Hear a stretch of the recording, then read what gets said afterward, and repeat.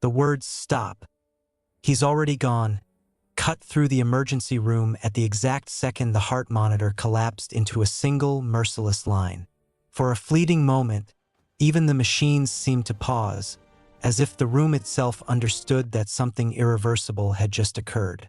The German Shepherd lay motionless on the stainless steel table. His powerful chest no longer rose. His fur was matted with blood and disinfectant, and his eyes rested half-closed in a way that made everyone instinctively turn away. It felt too final to witness. The veterinarian slowly stepped back, her gloved hands trembling. When she spoke, her voice was calm and steady, explaining that medicine had reached its limit. The silence that followed weighed heavier than any scream ever could. Before we continue, don't forget to like the story, share it, and subscribe. And I'm genuinely curious. Where are you watching from? Drop your country in the comments.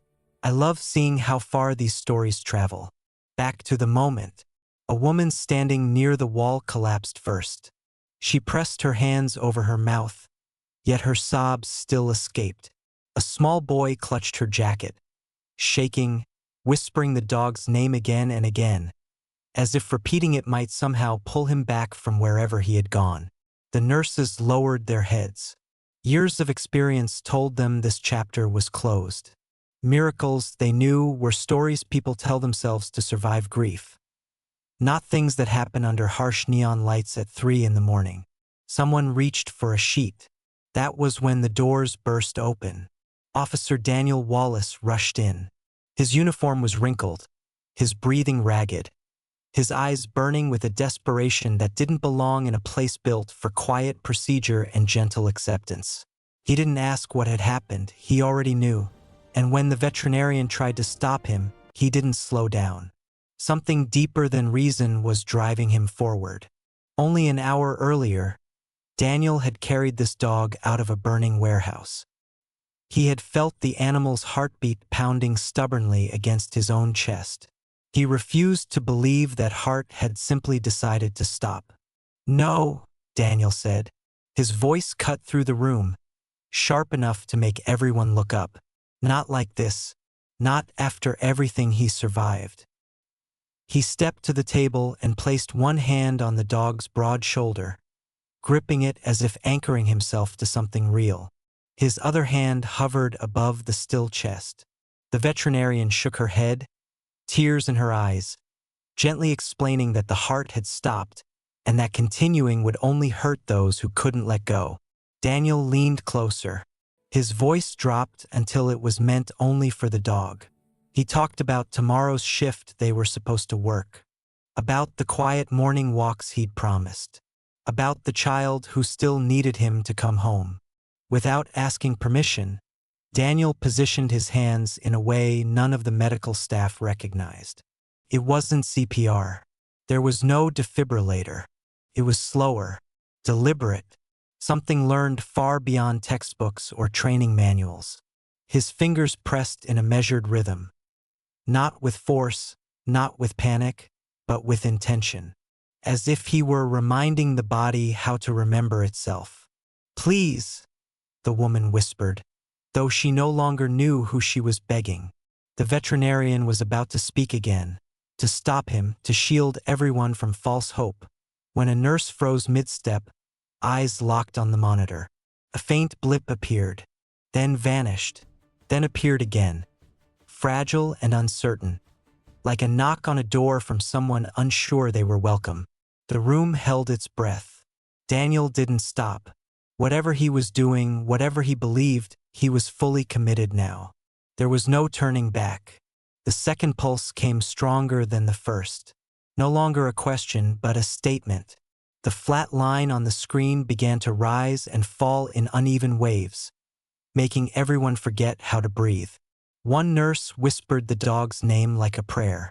Fingers hovered above the controls, afraid that even the slightest touch might shatter the delicate moment unfolding before them. The veterinarian stepped closer, disbelief written across her face. Years of clinical certainty cracked as she watched life fight its way back into a body she had already released. Daniel felt it before anyone else. A subtle resistance beneath his palms, a faint tightening of muscle. The German Shepherd wasn't gone. He was fighting his way back from a place most never returned from. Daniel adjusted his hands and slowed his rhythm. His voice softened, not commanding, not pleading, but reminding. He reminded the dog who he was, what he stood for, how many times he had charged forward when fear told him to stay down. His voice trembled as he spoke of trust, of loyalty, of the truth that partners never abandon each other, not even when the world says it's over. Then the dog's chest lifted, shallow but real. A sharp breath tore through his body like a spark igniting dry wood. The little boy cried out and dropped to his knees. Laughter and tears merged into a sound so raw it pierced every adult heart in the room. The veterinarian moved fast now. Instinct took over as she called for oxygen, fluids, monitoring every sign with hands that no longer shook. What had been a place of quiet surrender erupted into controlled chaos, driven by something far more dangerous than hope, belief. As the shepherd's breathing stabilized, his eyelids fluttered, unfocused at first, then slowly locked onto the one face he seemed to recognize through pain and exhaustion. His tail twitched weakly against the table, just once. But it was enough. Daniel broke. He rested his forehead gently against the dog's head, closed his eyes, and whispered a thank you he didn't fully understand yet, because he knew this wasn't just science, and it wasn't just luck. It was a stubborn refusal to accept loss while love still had something to say. Minutes later, as the room settled and the machines found steady rhythms, the veterinarian finally spoke. Her voice was quiet and honest. She admitted she had never seen a technique like that before, never believed something so unconventional could make a difference, but she couldn't deny what was breathing in front of her. Daniel simply nodded. He knew some lessons aren't taught in classrooms. They're carved into people through grief, through failure, through those they couldn't save. As the German Shepherd was wheeled toward intensive care, alive against all expectations, Daniel stayed behind for a moment, hands still stained, heart still racing, aware that this story would be told again and again, yet never fully explained.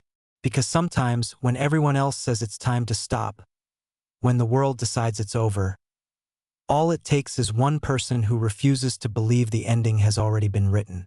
This story has touched millions of hearts. Did it touch yours too? Let us know with a like.